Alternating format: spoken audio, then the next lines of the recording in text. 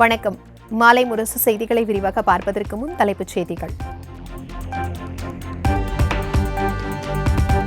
பொங்கல் பண்டிகையை முன்னிட்டு சொந்த ஊர்களுக்கு செல்ல கிளாம்பாக்கம் பேருந்து நிலையத்தில் 2வது நாளாக அலைமோதிய கூட்டம்.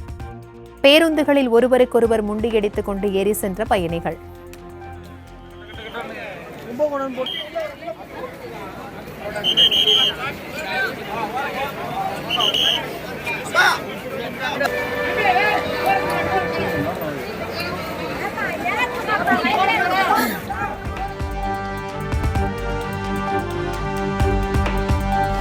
கிளாம்பாக்கம் பேருந்து நிலையத்தில் காவல் ஆய்வாளருடன் வாக்குவாதத்தில் ஈடுபட்ட அரசு பேருந்து ஓட்டுநர்.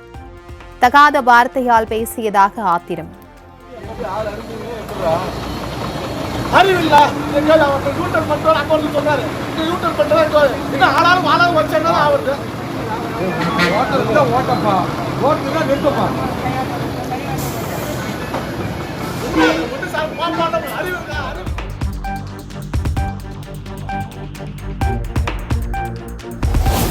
கிளாம்பாக்கம் பேருந்து நிலையத்தில் காத்திருந்த பயணிகளுக்காக தமிழ்நாடு அரசு சார்பில் இசை கச்சேரி ஏற்பாடு. சினிமா பாடலுக்கு உற்சாகமாக குத்தாட்டம் போட்ட பயணிகள்.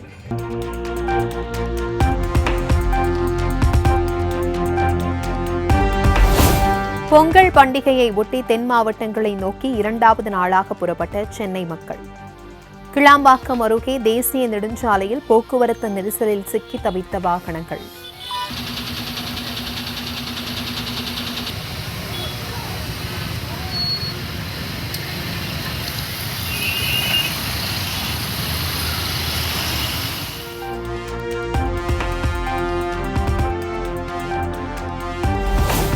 தொடர் விடுமுறையை முன்னிட்டு சொந்த ஊர்களுக்கு படையெடுத்த சென்னை மக்களால் ஜிஎஸ்டி சாலையில் 2வது நாளாக கடும் போக்குவரத்து நெரிசல்.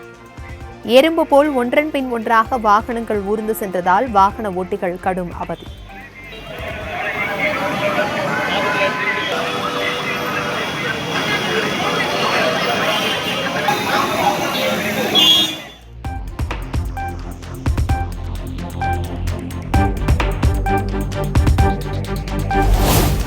பொங்கல் பண்டிகை தொடர் விடுமுறையை முன்னிட்டு 2வது நாளாக சொந்த ஊர்களுக்கு படையெடுத்த மக்கள். விக்கிரவாண்டி, ஆத்தூர் சுங்கச்சாவடி பகுதிகளில் அணிவகுத்து நின்ற வாகனங்கள், போக்குவரத்து நெரிசல்.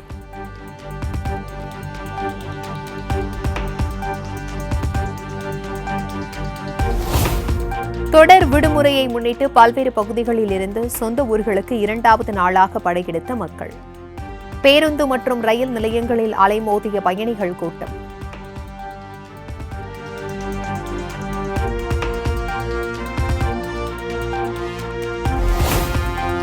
விடுபட்ட தேர்தல் வாக்குறுதிகள் விரைவில் நிறைவேற்றப்படும். சென்னை கொளத்தூரில் நடைபெற்ற பொங்கல் விழாவில் முதலமைச்சர் உறுதி.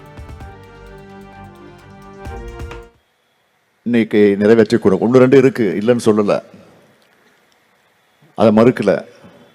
நேற்றைக்கு கூட சட்டமன்றத்தில் நான் தெளிவாக சொல்லியிருக்கிறேன். அந்த 1-2 கூடயும் விரைவில் அதையும் நிறைவேற்றுவோம். அதில் நாங்கள் எந்த அளவுக்கு பின்வாங்க மாட்டோம் என்று நான் தெளிவாக சொல்லியிருக்கிறேன்.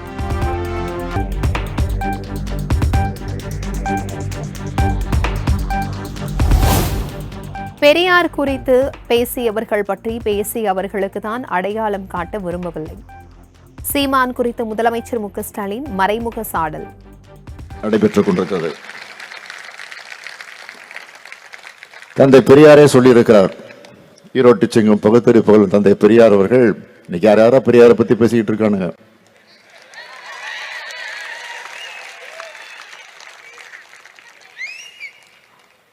அப்படிப்பட்ட பெரியாரை பற்றி பேசக்கூடியவர்கள் எல்லாம், விமர்சனம் செய்து பேசக்கூடியவர்கள் எல்லாம் பேசி நான் அவங்களுக்கு அடையாளம் காட்ட விரும்பல.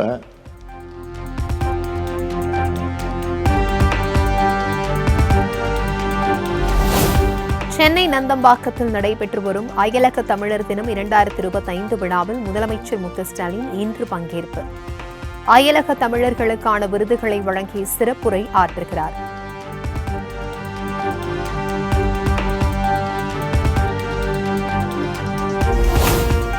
பொள்ளாச்சி சம்பவம் தொடர்பாக சபாநாயகர் சொன்னது உண்மையா? எதிர்க்கட்சித் தலைவர் எடப்பாடி பழனிசாமி விளக்கம். நான் பேசிய வீடியோ கிளிப்ஸ் கொடுன்னு கேட்டேன். அவர் 2 நிமிஷம் வீடியோ கொடுக்குறாரு, 2 நிமிடம் வீடியோ கிளிப்ஸ் கொடுக்குறாரு. அப்படிப்பட்ட சபாநாயகர்கிட்ட என்ன பதில் வரும்? என்ன நடுநிலையோட அவர் அவை நடத்துறாரு? ஆளுங்கட்சிக்கு ஒரு நீதி, எதிர்கட்சிக்கு ஒரு நீதி. அதனால தான்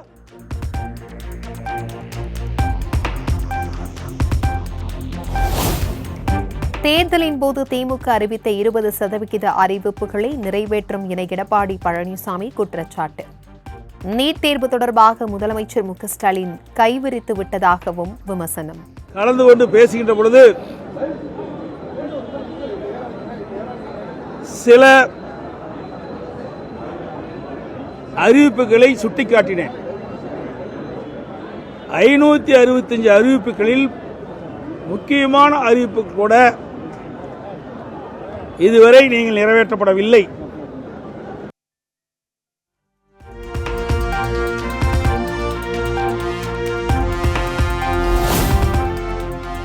மத்திய அரசிற்கு கும்பிடு போட்டு தமிழ்நாட்டு மாண்பையை குலைத்தவர் எடப்பாடி பழனிசாமி என அமைச்சர் ஏவவேலு விமர்சனம். யார் அந்த சார் என்ற பழனிசாமியின் வதந்தி அரசியல் மக்களுக்கு தெளிவாக புரிந்துவிட்டதாகவும் கருத்து.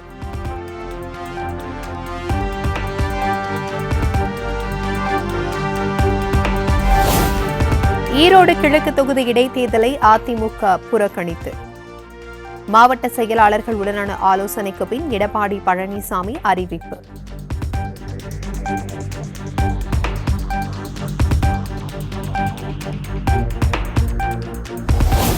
தேர்தல் சுதந்திரமாகவும் நியாயமாகவும் நடைபெறாது என்பதால் புறக்கணிப்பதாக எடப்பாடி பழனிசாமி விளக்கம். பணபலம் படைபலத்துடன் பல்வேறு வன்முறைகள் கட்டவிழ்த்து விடப்படும் எனவும் குற்றச்சாட்டு.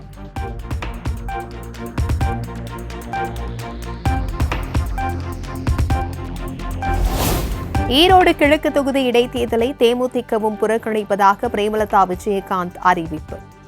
ஜனநாயக முறைப்படி இடைத்தேர்தல் நடைபெறாது என்பதால் புறக்கணிப்பதாக விளக்கம்.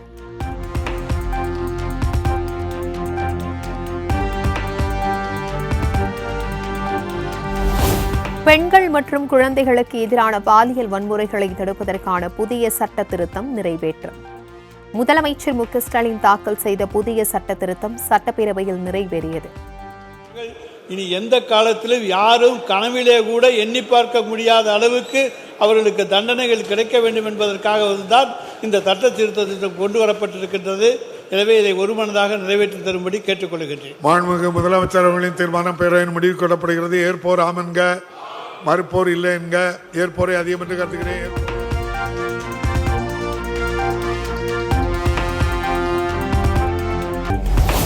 28 மாவட்ட ஊரக உள்ளாட்சிகளுக்கு தனி அலுவலர் நியமிப்பதற்கான மசோதா சட்டப்பேரவையில் நிறைவேற்றம்.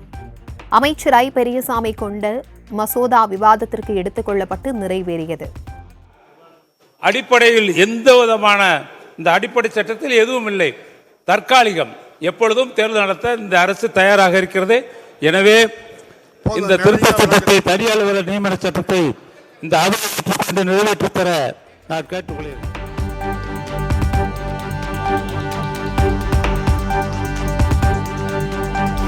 எந்த பொய்யையும் சொல்லி தமிழக மக்களை ஏமாற்றி விடலாம் என்று கனவு காணும் தமிழக ஆட்சியாளர்களின் எண்ணம் இனிவரும் காலங்களில் ஈடேறப் போவதில்லை.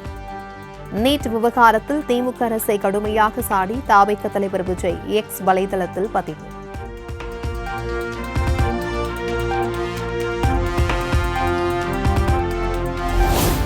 எத்தனை காலம்தான் ஏமாற்றுவார் இந்த நாட்டிலே, சொந்த நாட்டிலே எனும் வரிகள் தமிழக ஆட்சியாளர்களுக்கு பொருத்தம். எம்ஜிஆர் பாடலை சுட்டிக்காட்டி திமுக அரசை விமர்சித்தார் தமிழக வெற்றி கழக தலைவர் விஜய்.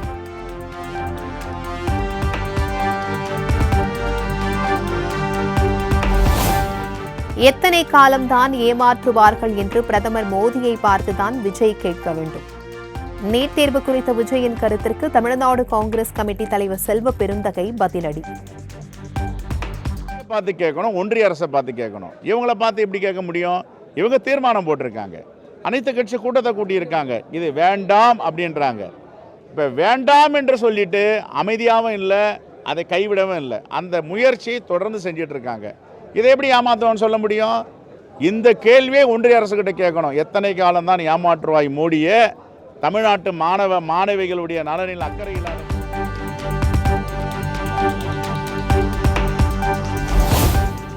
நீட்டை ரத்து செய்யும் அதிகாரம் மாநில அரசிற்கு கிடையாது என விசிக தலைவர் திருமாவளவன் பேட்டி. நீட் தேர்வினை ரத்து செய்ய எதிராக இருப்பது மத்திய அரசுதான் என்பதை விஜய் அறிந்திருக்கிறாரா எனவும் கேள்வி.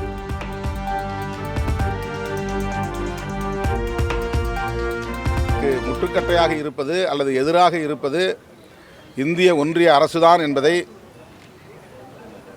அவர் தவேக தலைவர் அறிந்திருக்கிறாரா என்று தெரியவில்லை. இந்திய ஒன்றிய அரசுக்கு எதிராக கேள்வி எழுப்ப வேண்டும் என்பதுதான் முறை. தமிழ்நாடு அரசை பொறுத்தவரையில் தன்னுடைய கடமையை செய்திருக்கிறது. இந்திய ஒன்றிய அரசு அதை தவிர்க்கிறது.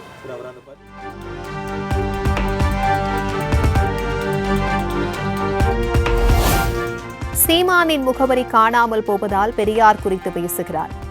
பெரியார் குறித்த சீமானின் சர்ச்சை பேச்சுக்கு எம்பி கனிமொழி பதிலடி. சில பேருக்கு தன்னுடைய விலாசம் முகவரியெல்லாம் இது காணாமல் போயிட்டுருக்குன்னு தெரியுது.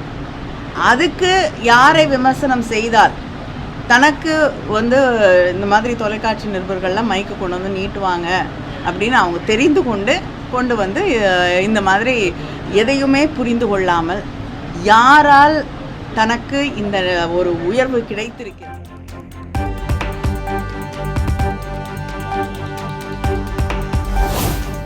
பாஜகவிற்காக வேலை செய்யும் சீமான் நாம் தமிழர் கட்சியை கலைத்துவிட்டு பாஜகவில் சேரட்டும் என எம்பி மாணிக்கம் தாக்கூர் பேட்டி.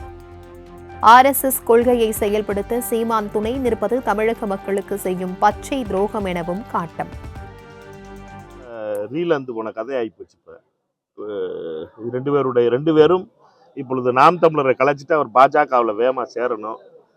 இப்படியே வெளியில இருந்துட்டு பிஜேபிக்காக வேலை பார்த்துக்கிட்டு இருக்கிறதும் பிஜேபியினுடைய கொள்கைகளுக்காக தொடர்ந்து இப்படிப்பட்ட காரியங்களை அண்ணன் சீமான் அவர்கள் செய்து வருவதும் மிகவும்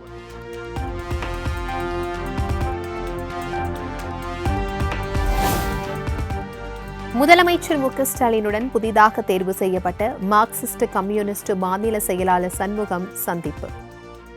ஈரோடு கிழக்கு தொகுதி இடைத்தேர்தலில் போட்டியிடும் திமுக வேட்பாளருக்கு ஆதரவு.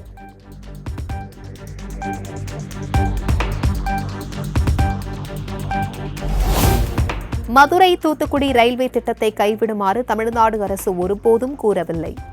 தமிழ்நாட்டின் திட்டங்களை புறக்கணிக்கும் மனப்பான்மையில் மத்திய அரசு உள்ளதாகவும் அமைச்சர் சிவசங்கர் விமர்சனம்.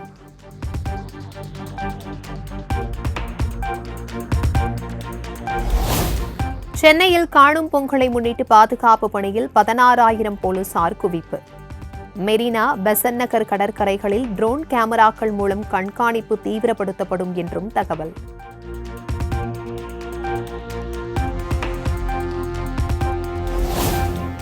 விழுப்புரம் மாவட்டம் திருச்சிற்றம்பலம் அரசினர் கல்லூரி பொங்கல் விழாவில் மாணவர்கள் மோதல். பயங்கர ஆயுதங்களால் ஒருவருக்கொருவர் சரமாரியாக தாக்கிக் கொண்டதால் பரபரப்பு.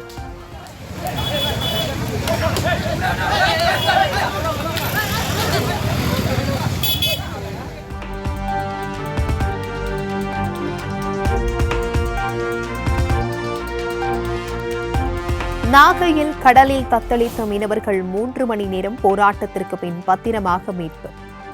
மீனவர்கள் படகில் தத்தளிக்கும் பரபரப்பு வீடியோ.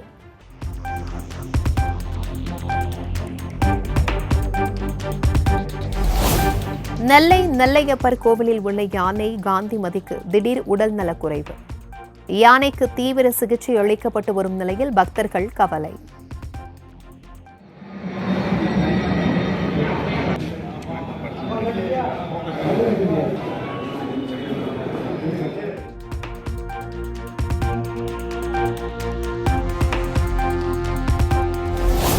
திண்டுக்கல் அருகே செட்டிநாடு சிமெண்ட் ஆலை குடியிருப்பில் 6 வீடுகளில் அடுத்தடுத்து அரங்கேறிய கொள்ளை சம்பவம். 70 சவரன் நகைகள் மற்றும் பணத்தை திருடி சென்ற கொள்ளையர்கள்.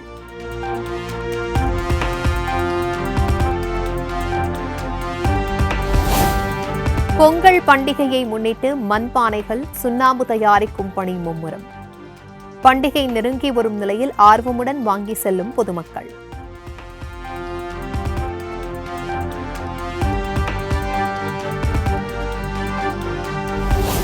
ரோஜா பூ குலுங்க குலுங்க அலங்காநல்லூர் ஜல்லிக்கட்டு போட்டிக்கு தயாரான நடிகர் சூரியின் காளை.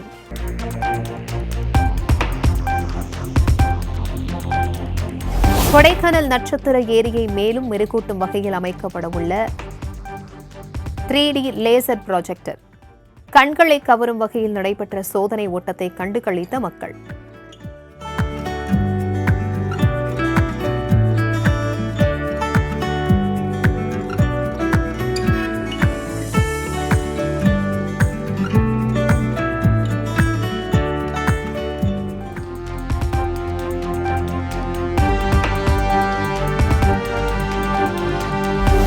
கொடைக்கானல் பகுதியில் நாளுக்கு நாள் அதிகரித்து வரும் கடும் பனிமூட்டம். வெண்போர்வை போர்த்தியது போல் காணப்பட்ட ரம்மியமான காட்சி.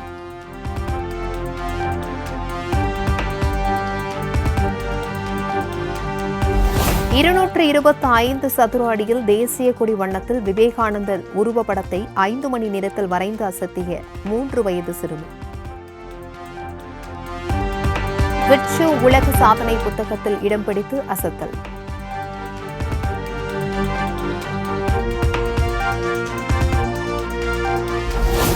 மார்கழி மாத வளர்பிறை சனி பிரதோஷத்தை முன்னிட்டு பல்வேறு சிவாலயங்களில் சிறப்பு வழிபாடு. திரளான பக்தர்கள் பங்கேற்று சுவாமி தரிசனம்.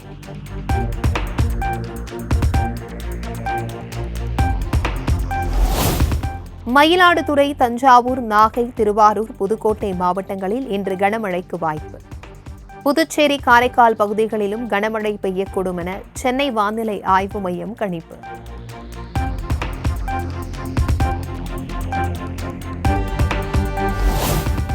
வருகிற 14ஆம் தேதி தூத்துக்குடி, நெல்லை, கன்னியாகுமரி மாவட்டங்களில் கனமழைக்கு வாய்ப்பு. சென்னை வானிலை ஆய்வு மையம் தகவல்.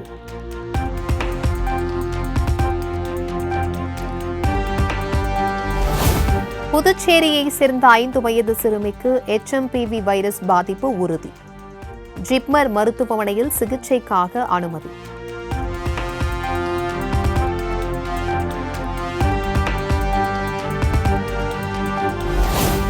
டெல்லி சட்டப்பேரவை தேர்தலை ஒட்டி 29 பேர் கொண்ட வேட்பாளர் பட்டியலை வெளியிட்டது பாஜக. 70 தொகுதிகளில் முதல் கட்டமாக 29 பேர் ஏற்கனவே அறிவிப்பு.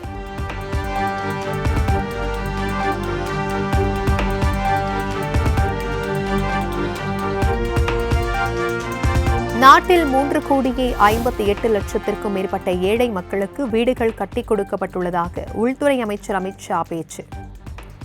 வரும் காலத்தில் குடிசை வாசிகள் அனைவருக்கும் வீடு உறுதி என்றும் டெல்லியில் நடைபெற்ற நிகழ்ச்சியில் திட்டவட்டம்.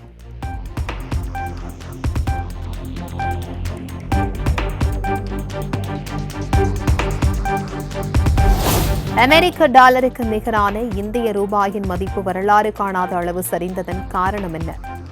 மத்திய அரசு உரிய விளக்கம் அளிக்க வேண்டுமென காங்கிரஸ் பொதுச் செயலாளர் பிரியங்கா காந்தி வலியுறுத்தல்.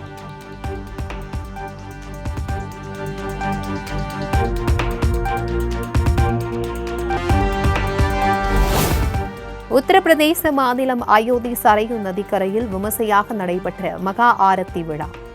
நூற்றுக்கணக்கான மக்கள் வழிபாடு.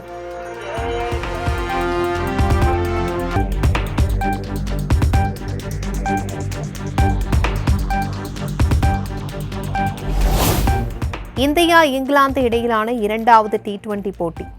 சென்னை சேப்பாக்கத்தில் வரும் 25ஆம் தேதி நடைபெறும் போட்டியை காண இன்று டிக்கெட் விற்பனை தொடக்கம்.